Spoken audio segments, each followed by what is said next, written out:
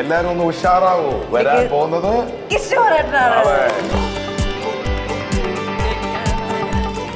നേഹയുടെ അടുത്ത് കുമ്പസാരിക്കാൻ വേണ്ടിയിട്ടാണ് വന്നത്.